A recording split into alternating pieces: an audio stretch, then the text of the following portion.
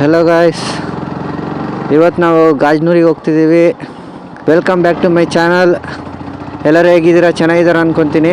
ಇವತ್ತು ಗಾಜ್ನೂರು ಇಲ್ಲಿಂದ correct 9.9 kilometre 700 metre ಇದೆ ಇಲ್ಲಿಂದ ಕರೆಕ್ಟು.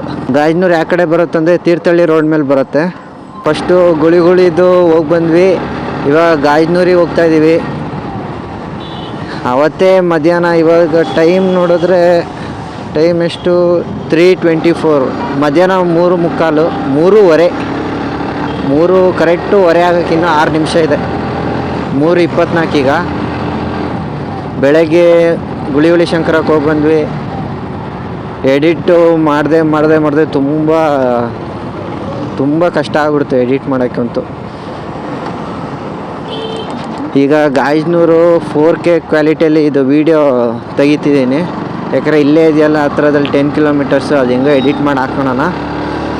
ಮತ್ತು ಗಾಯ್ಸ್, ನನ್ನ ವೀಡಿಯೋ ನೋಡೋರು ಎಲ್ಲರೂ ಸಬ್ಸ್ಕ್ರೈಬ್ ಮಾಡಿರಿ. ನ್ಯೂ ಮಾಡಲಿ ಇಲ್ಲೇ ಬಂತು. 1/2 ಮೀಟ್ರ್ ಇದೆ ಇಲ್ಲಿಂದ. ನಮಗಿದಲ್ಲ ಹತ್ರನೇ. ನಾನು ಆ್ಯಕ್ಚುಲಿ ಇವತ್ತು ಬೇರೆ ಕಡೆ ಹೋಗೋಣ ಅಂದ್ಕೊಂಡೆ. ಗಾಜ್ನೂರಿಗೆ ಬಿಡು ಹೋಗಿ ಬರೋಣ, ಮಳೆ ಬೇರೆ ಇಲ್ಲ, ಮತ್ತು ಮಳೆ ಹೇಳ್ಕೊಂಡ್ರೆ ಆಗೋಲ್ಲ. ಆ ಕಡೆ ಹೋಗೋಕ್ಕೆ ಕೊಚ್ಚೆ ಬೇರೆ ಅಲ್ಲಿ ಸಿಕ್ಕಾಪಟ್ಟೆ ಆ ರೋಡಲ್ಲಿ ಹೋಗಿ. ನಾವು ಹೋದರೆ ಟಿಕೆಟೆಲ್ಲ ತಗೊಂಡೋಗಲ್ಲ. ಶಾರ್ಟ್ ಕಟ್ ಇದೆ ನಮ್ಮದು, ಅದು ತೋರಿಸ್ಕೊಡ್ತೀನಿ. ಶಾರ್ಟ್ ಕಟ್ಟು ದಾರಿಯಿಂದ ಹೋಗ್ತೀನಿ. ವ್ಲಾಗ್ ಮಾಡ್ತಾಯಿದ್ರೆ ಮನೆಗೆ ಹೋಗಿ ಇರೋಕ್ಕೆ ಮನ್ಸು ಬರ್ತಿಲ್ಲ. ಹಂಗೆ ವ್ಲಾಗ್ ಮಾಡ್ಕೊತ ಹೋಗ್ತಾ ಇರೋಣ ಅನಿಸ್ಬಿಡತ್ತೆ. ಇವತ್ತು ಮನೆಗೆ ಬಂದೆ, ಗುಳಿಯಿಂದ ಮನೆಗೆ ಬಂದಾದಮೇಲೆ ಏನೋ ಒಂಥರ ಮನಸ್ಸೇ ಇಲ್ಲ. ವ್ಲಾಗ್ ಮಾಡ್ತಾ ಇರೋಣ, ಬಿಡೋದು ಬೇಡ. ಮತ್ತು ಮಧ್ಯಾಹ್ನ ಇವತ್ತು ಗಾಜ್ನೂರಿಗಾದರೂ ಹೋಗಿ ಮಾಡ್ಕೊಂಬರೋಣ ಅಂತ. ಆ್ಯಕ್ಚುಲಿ ನಾವು ಗಾಡಿ ತೊಗೊಂಡು ಗಾಜ್ನೂರಿಗೆ ಹೋಗೋಣ ಅಂತ ಅರ್ಧ ದಾರಿಗೆ ಹೋಗಿ ವಾಪಸ್ ಬಂದಿದ್ದು. ಏನಕ್ಕಂದರೆ ನಮ್ಮ ಹುಡುಗ ಬಾ ಸುಮ್ಮನೆ ಹೋಗ್ಬರೋಣ, ಗಾಜ್ನೂರಲ್ಲಿ ನೀರು ನೋಡ್ಕೊಂಬರೋಣ, ಎಷ್ಟು ತುಂಬಿದೆ ಅಂತ ಅಂದ. ಸರಿ ಹೋಗೋಣ ಅಂತ ಅಂದು ಹೋಗ್ತಿದ್ವಿ. ಮತ್ತು ಅರ್ಧ ದಾರಿಗೆ ಹೋಗಿ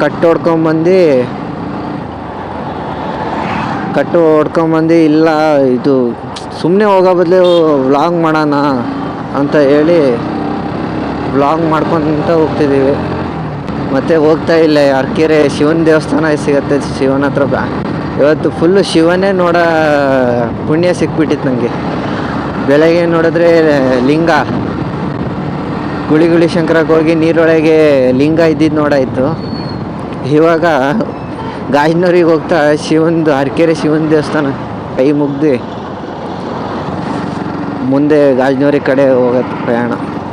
ಹತ್ತತ್ರ ಬಂದ್ವಿ. ಇನ್ನೆಷ್ಟು 7.3, 7 ಕಿಲೋಮೀಟ್ರ್ 300 ಮೀಟ್ರ್ ಇದೆ ಇಲ್ಲಿಂದ ಅರ್ಕೆರೆ ದೇವಸ್ಥಾನ. ಪೆಟ್ರೋಲ್ 2 ತೋರಿಸ್ತಿದೆ, ಸಾಕು. ಇಲ್ಲೇ 10 ಕಿಲೋಮೀಟ್ರ್ ಒಳಗಲ್ಲ, 10 ಅಪ್ ಆ್ಯಂಡ್ ಡೌನ್ 10 ಕಿಲೋಮೀಟ್ರು ಶಿವಮೊಗ್ಗದಿಂದ. ಮತ್ತು ಗಾಯ್ಸ್, ಅರ್ಕೆರೆ ದೇವಸ್ಥಾನ ಬಂತು. ಶಿವ ಇವತ್ತು ಬೆಳಗ್ಗೆಯಿಂದ ನಿನ್ನೆ ನೋಡೋದಾಗಿದೆ. ಶಿವ, ನನ್ನ ಚಾನಲಿಗೆ ನೀನು ಸಬ್ಸ್ಕ್ರೈಬ್ ಮಾಡು, ಮತ್ತು ನನ್ನ ವೀಡಿಯೋನು ನೋಡಿ ಲೈಕ್ ಮಾಡು.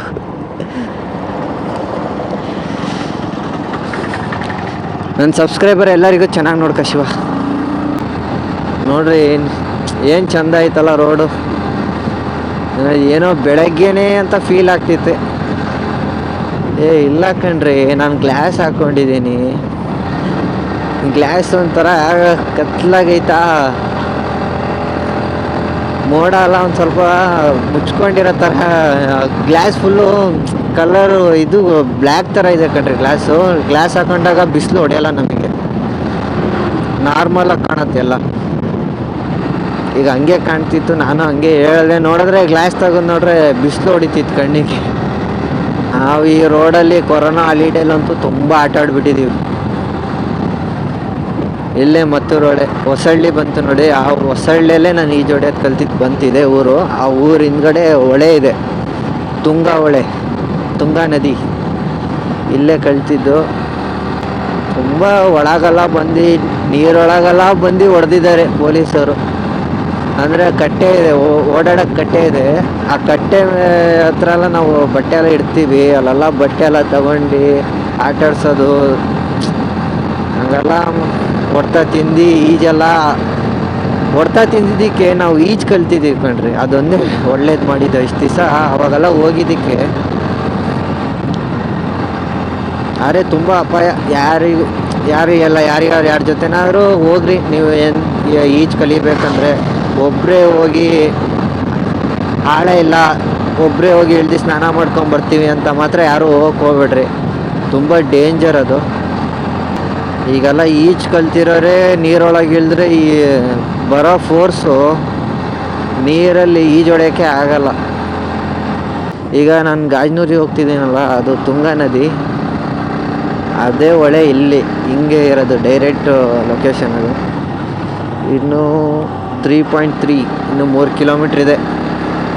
3 ಕಿಲೋಮೀಟ್ರು 300 ಮೀಟ್ರು.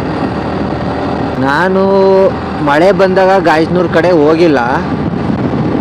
ಮೊದಲೇ ಹೋದಾಗ ಒಂದು 2 ಮಂತ್ ಬ್ಯಾಕ್ ಹೋಗಿದ್ದೆ, ಅವಾಗ ಮಳೆ ಇರಲಿಲ್ಲ.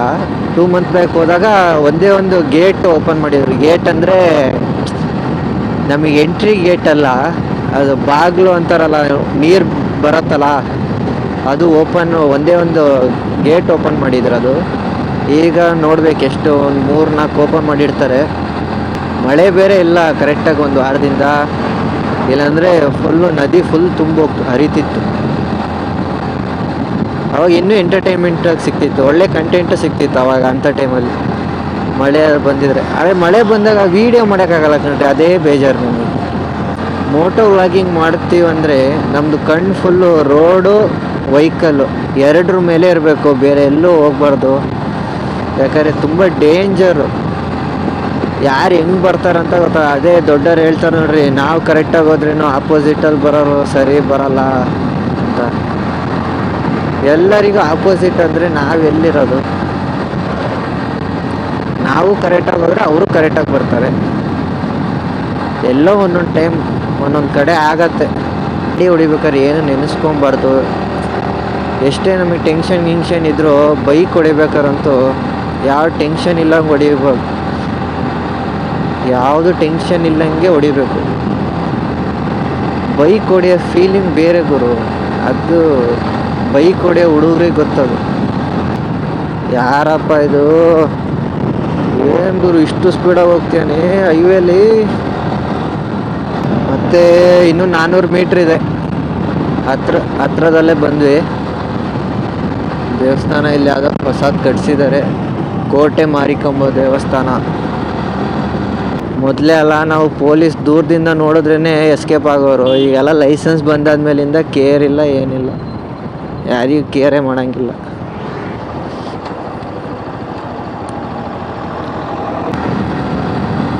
ಬೆಟ್ಟ ನೋಡ್ರಿ, ಅಲ್ಲಿ ನೋಡ್ರಿ ಮೋಡ ಏನು ಅಲ್ಟಿಯಾಗಿ ಕಾಣ್ತಿದೆ, ಮೋಡ ಬೆಟ್ಟ.